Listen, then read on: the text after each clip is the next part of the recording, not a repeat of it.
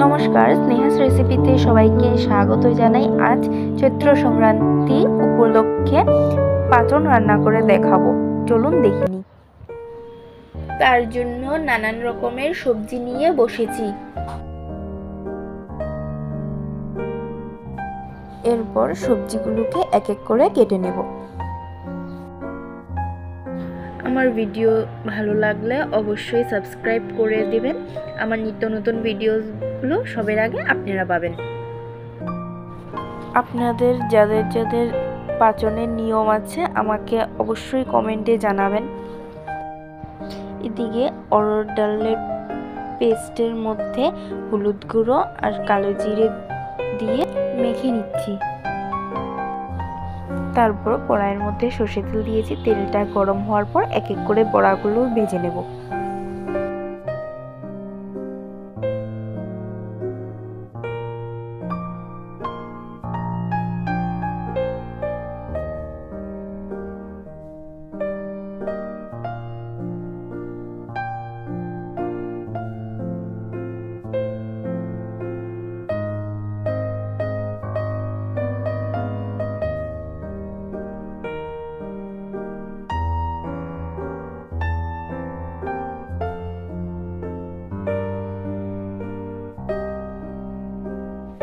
বড়াগুলো এপিট ওপিট লালচে করে ভাজা হয়ে গেছে, এক এক করে তুলে নিচ্ছি।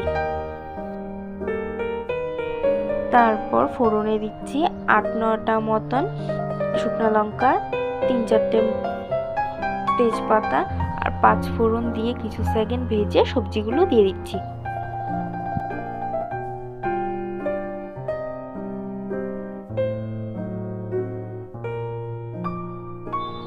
থোড়ও দিয়ে দিচ্ছি, সিমের বিচিও দিয়ে দিচ্ছি আর 10-12টা কাঁচা লঙ্কা দিয়ে মিশিয়ে নিচ্ছি। মিশিয়ে নিয়েছি। এরপর এক এক করে মশলাগুলো দিয়ে দিচ্ছি। 1 টিস্পুন হলুদ গুঁড়ো, 1 টিস্পুন জিরে গুঁড়ো, লবণ স্বাদ অনুযায়ী, 1 টিস্পুন ধনে গুঁড়ো, আগের থেকে সিদ্ধ করে রাখা এঁচোড়, লাউ ডাঁটা আর 1 টিস্পুন লঙ্কার গুঁড়ো। এরপর আদা কাঁচা লঙ্কা পেস্টটা দিয়ে মিশিয়ে নেব। মশলার সাথে সব সবজিগুলো মিশানো হয়ে গেছে। এরপর সজনে ডাঁটাগুলো দিয়ে মিশিয়ে নেব।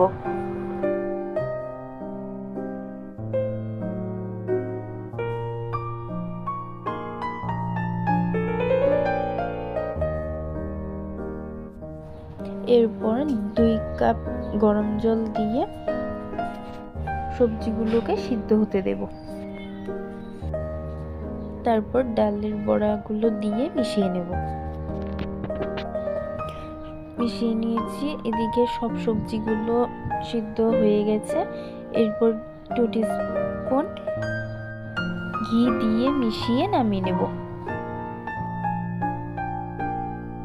রান্নাটা হয়ে গেছে। ভিডিওটি এতটুকুই রইল। ভালো লাগলে লাইক কমেন্ট শেয়ার সাবস্ক্রাইব করে দেবেন। ভালো থাকবেন, সুস্থ থাকবেন। ধন্যবাদ।